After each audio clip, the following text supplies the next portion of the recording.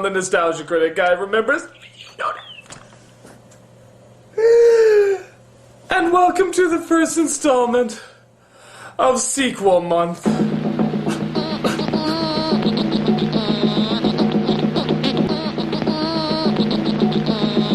All through the month of January, I had to review terrible, terrible sequels to movies I've already looked at. And if these sequels are anything like the movie I just saw, I am in serious shit, man! Serious shit!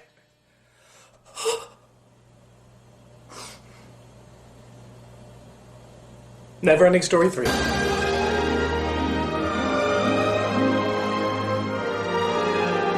I mean, this is anus scum. Literally fresh from the ass anus scum. This is one of the worst slaps in the face to a really great movie since the last slap in the face to it! But give Neverending Story 2 some credit, it wasn't this. This is the Mortal Kombat 2 of sequels, the Batman and Robin, well, it's still bad! It's one of the worst sequels to a franchise I have ever seen, period. This is the movie. These are the notes of things that are wrong with the movie, so as you can imagine, there's a lot to talk about.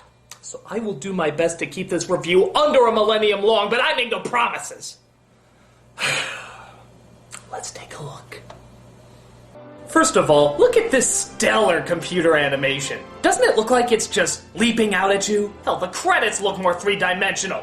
I guess this is supposed to be Fantasia, but Lord knows, it looks more like a theme park from the fucking White Witch of Narnia. Apparently there's this Dumble douche who spends most of his time recording the tales of the Neverending Story. Yeah, just burn the pages after part 1, pal. It'll save you 4 hours. There will be a day when the writing stylus will start to act strangely. This is a sign that the nasty is on the way. The Nasty. That's the name of our villain, folks. The Nasty. In the first film, it was the Nothing. The second film, it was the Emptiness. And in this film, it's the Nasty. The hell is the villain in the next film gonna be called? The... Ooh.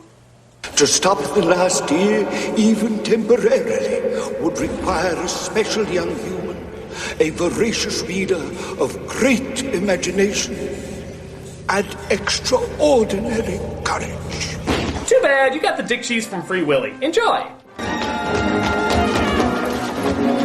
He's being chased by some bullies and hides in the school library, where he comes across the librarian from the first 2 films, played this time by Freddie Jones. Yeah, is it me or do they always meet this way? Mr. Coriander, don't you remember me? Bastian Balthazar Bucks. Bastion? What in the world happened to you? They changed actors twice. The Neverending Story. That is strictly a reference book from now on, and must not be taken from the library under any circumstances. That's why I left it out in the open for anybody to steal. Seriously, I should take better care of my books! So he looks in the book and sees his story is once again being told through the text. Apparently his dad got married to a divorcee named Jane Baxter. Jane's house was more suited for a family of 4. Which for Bastian meant a new room, a new neighborhood, and worst of all, a new school. Well, thank God the librarian just happened to move at the exact same time to the exact same school. Or maybe when he, vanished into thin air from the last film, he just happened to reappear at the school. That's fucking lucky. He also gets a little sister, a bratty little bitch and a half who wants nothing to do with Bastian. You can have one if you want. I got plenty of them. What for? Crystals are so stupid. Like a crystal can really grant a wish or something? When did he say it could? Spare me this new age garbage. Crystals aren't supposed to grant wishes. Only the Orn can do that. Can't tell this to anybody. Okay. The Orn is a necklace of the childlike empress, the ruler of all Fantasia. The Neverending Story. You're crazy. So after hearing his Dungeons & Dragons wet dream, she locks herself in her room and tries to cope with the situation. I wish I still saw you. Yeah, thank God she's not into all that new age crap. She just likes to express her feelings on acoustic guitar and sing lyrics that wouldn't make it into a jewel poetry book. and you left me here. Sebastian's dad, who looks like a pig that just ate Vince Vaughn, tries to help his new wife be a good parent. Downstairs, look alive! Let's go! Yee-haw! I'll be pulling the car out of the garage. You know, when you're ready. I'm acting. But Bastian decides he wants to look cool on his first day of school, so he goes for something along the lines of that green-haired guy from Sim City. Jane, would you happen to have a comb? No, I don't, but don't worry, you look perfectly impressive. Yeah, you can call it the I just woke up and saw the box office results for Neverending Story 3 look. Oh my god, the new brother. Is he for real? Oh, it depends. Do you believe two obvious 30-year-olds trying to play high school students is for real? Where's the men's room? Nicole, I gotta get this stuff out of my hair. I can't show you the bathroom right now. Oh my god! Get out of here! Wait, what? What? Oh, whoa, huh? Wait, Come on! Why? Who are they?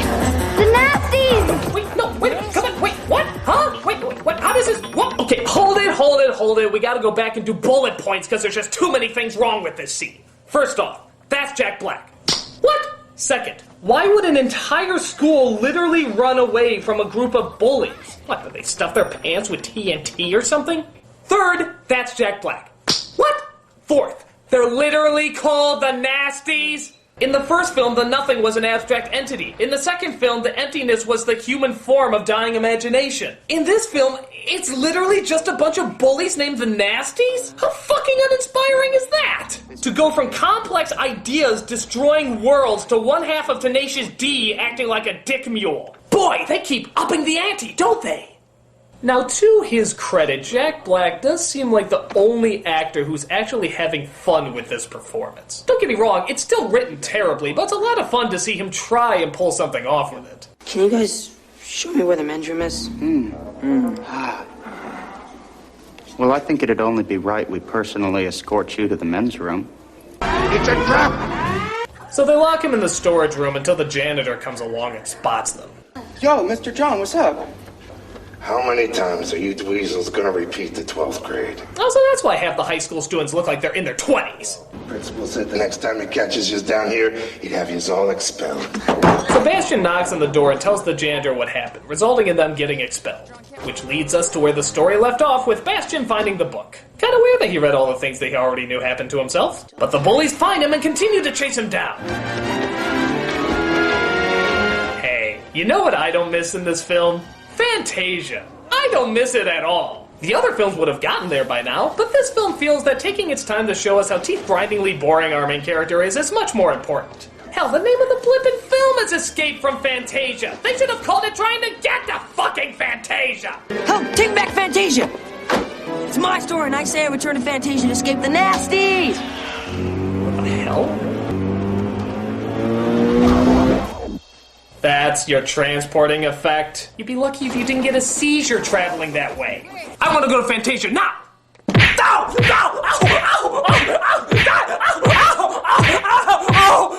Why is it so mean? So finally, he transports himself back to Fantasia. Oh hey, I didn't know Martin Short was in this movie.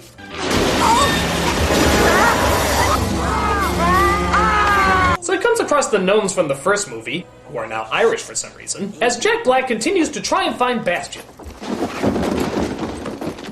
When I get my hands on that slippery weasel, I'm gonna rock his world. Ew. Yo! Maybe he's hiding in one of these books! Yo, Balthazar! You know, these guys are making Bulk and Skull look like professional assassins. Did anybody check in there? So they find the book, and here's a big shock, are actually able to read. In order to escape the Nasties, Bastian rushed inside the nearest door, the school library. Now, how can something that's happening right now be in this book? It ain't possible! He then slapped himself in a bout of overacting hamminess. So the Nasties eventually figure out that the book is alive and that Bastian is inside.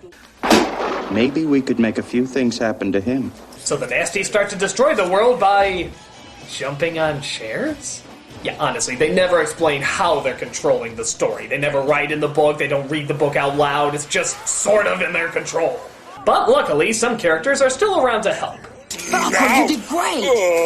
Am I still in one piece? We need a ride to Silver City to see the Empress. Not with me. I just came from there. Everyone's acting crazy. Oh my god, what did they do to you, Falcor? Not only do the animatronics look like the butt cheeks from Chuck E. Cheese, but the character is totally backwards. Falcor was a dignified creature. He was optimistic and wise. This abomination is a blithering idiot. He's like the flying version of Patrick, the starfish. Things will work out fine, Atreyu. Never give up, and good luck will find you. Oh, wait, that's just what I heard. It could be just a rumor. Oh, this is no weather for mountain flying. I don't want to go on an adventure. But he's not the only character who gets an anal raping from this film. Just take a look at what they did to the Rockbiter and... family. I was born in the Rockies, my heart out of stone. Yeah, there's TV in Fantasia now, folks. TV! Isn't that like the #1 thing that keeps children from reading? And they have it in Fantasia? A world that can't survive unless children are reading? What a fucking hypocritical world. Did someone see rocks before lunch? Yes, people. That is the Rockbiter. Allow me to cry for you. What have you done, movie? What have you done? You turned this character into a fucking sitcom! No, I'm serious. It's a fucking sitcom. Like the fucking Flintstones or the fucking dinosaurs. Don't fucking believe me? Take a fucking look at the fucking scenes from those fucking shows and then fucking tell me they don't fucking look like the fucking same thing, you fucking fuck. But oh wait, there's more. Just listen to what the fucking family sounds like. Would you mind going over to Wandering Mountains and breaking off about a half a ton of limestone for me? Does it sound remotely female? I mean, at all. At all. Is there any indication that that's a female voice? No. That thing has a dick. It has bulging testicles. He married a rock vestite. But wait! There's more! Take a look at how the baby sounds! Junior, go Mikey! Da, me come too.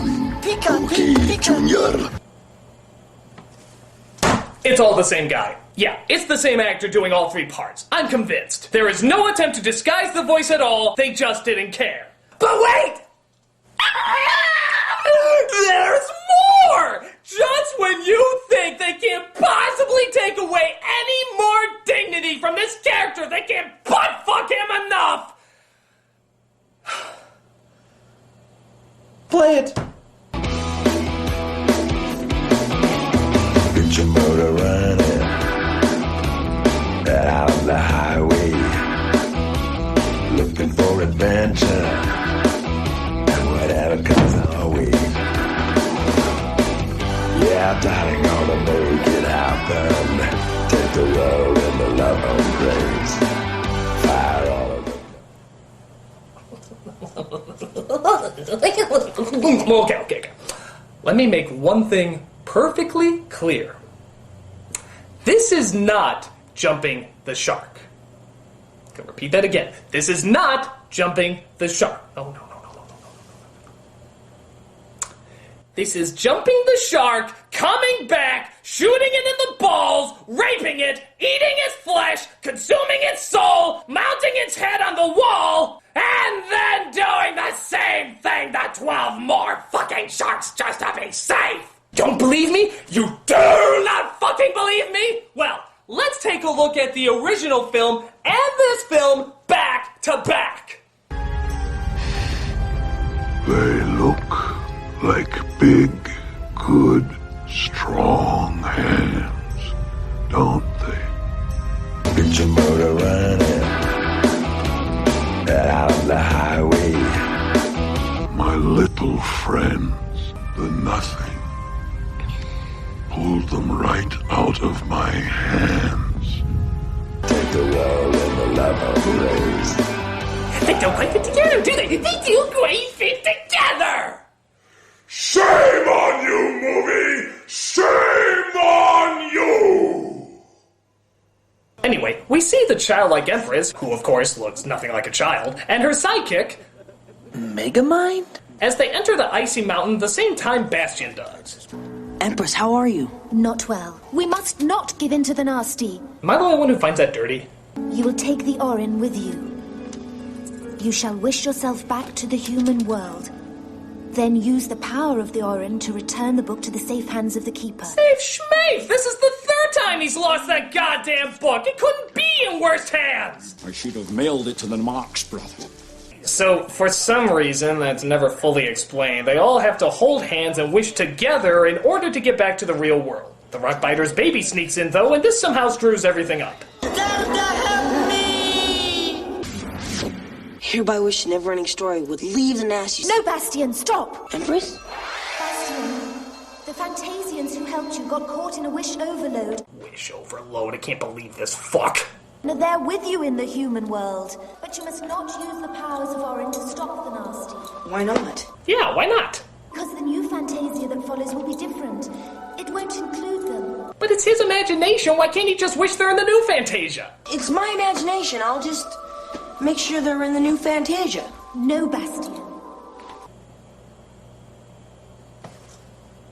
What, that's it? Just no? There's no other reason why? Why can't he just wish them back? No, Bastion. It seems like he could do it really easily. No, Bastion. I mean, he's got the little thing. No, Bastion. Just take 2 seconds. No, Bastion. What if he just... No, Bastion. Fuck you! It's your damn world! You botch it up however you want!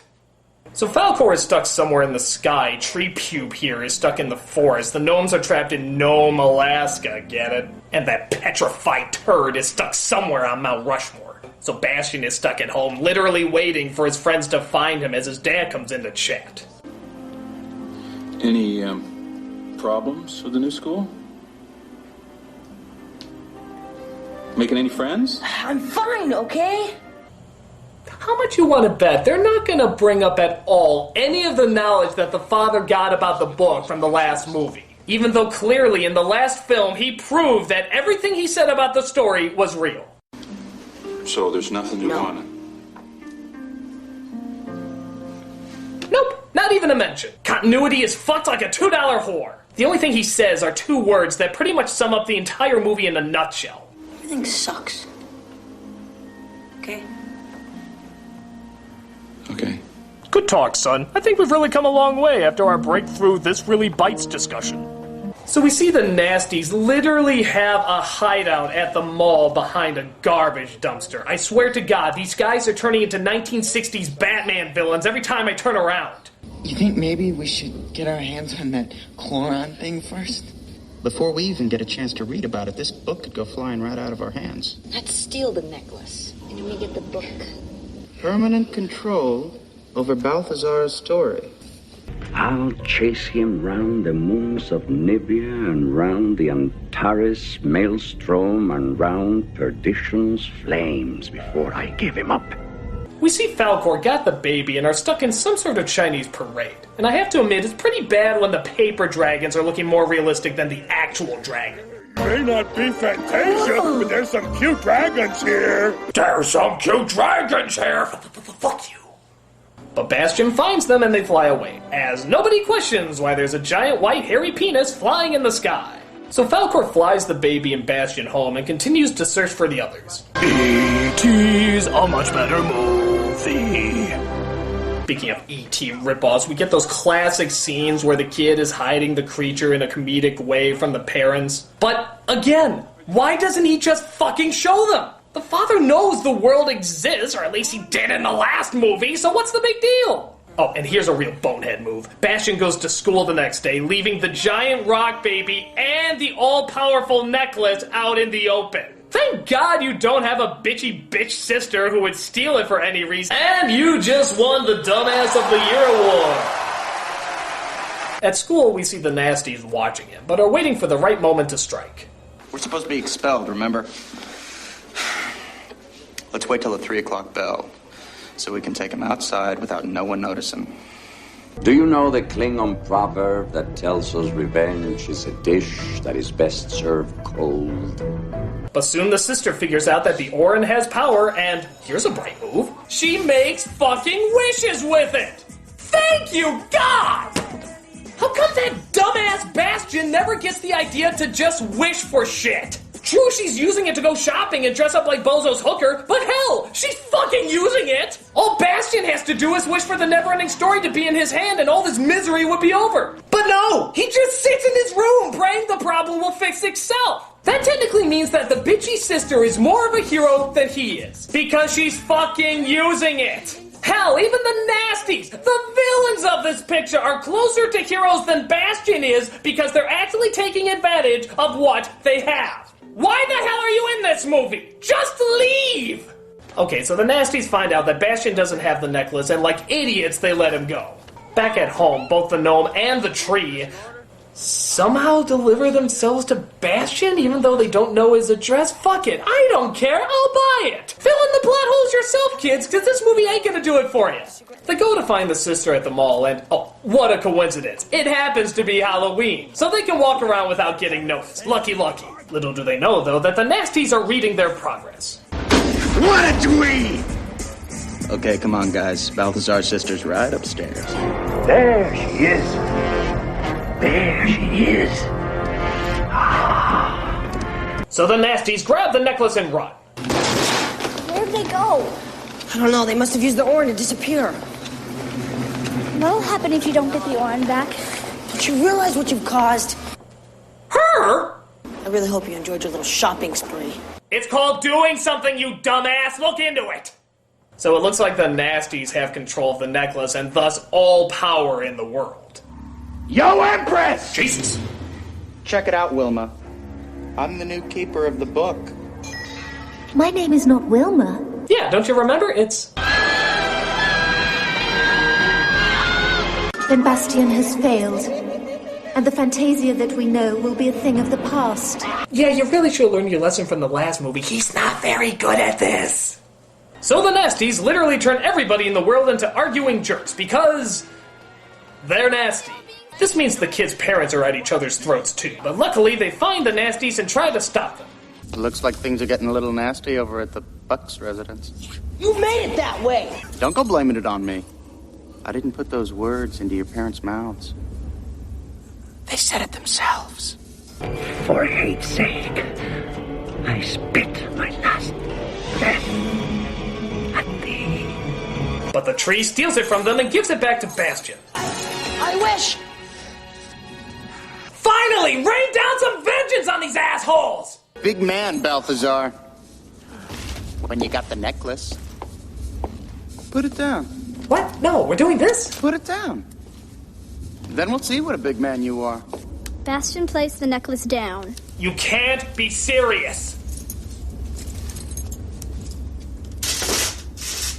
You're dead to me, kid. You're just gone. All at once. It was as if Bastion was transformed into a deadly combination of Bruce Lee, Steven Seagal, and Jean-Claude Van Damme. What, no Chuck Norris? So yeah, the book says he uses all his karate moves to kick their asses. I have no idea how this is supposed to work. Is he writing the story? Is the sister? Is the story just writing itself? It's never explained. I have wonderful news, though. The movie's almost over. The kids go home to their parents, the other Fantasia characters get back safe, they turn the nasties into bookworms, and I assume the librarian is gonna burn that fucking book before it starts any more shit! I mean, Jesus, it almost destroyed the world in this one!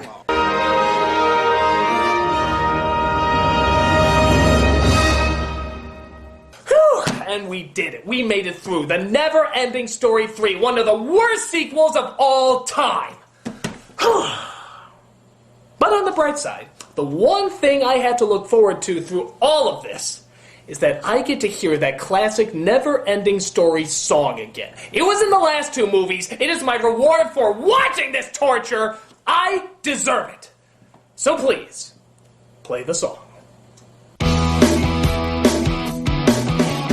Alex make a lightning, heavy metal thunder, racing with the wind.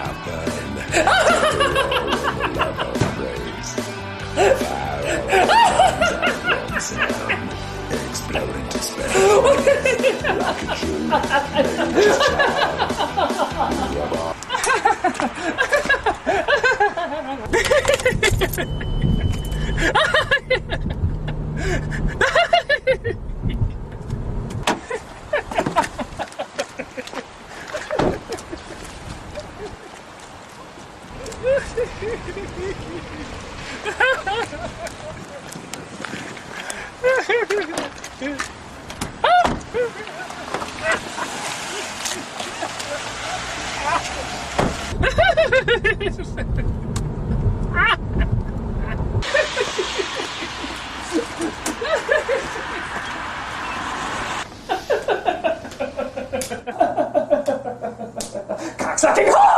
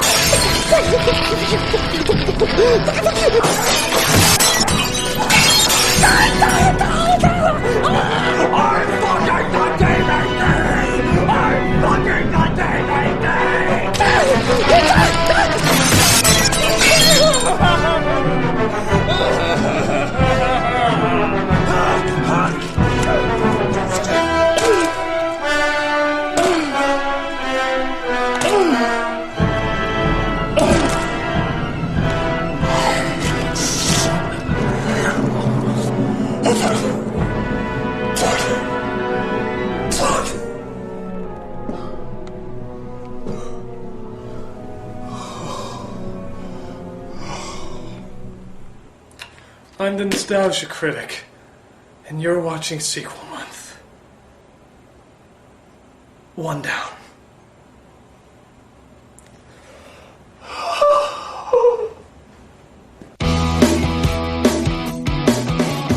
Alex make a lightning, heavy metal thunder, racing with the wind, and the feeling that I'm under.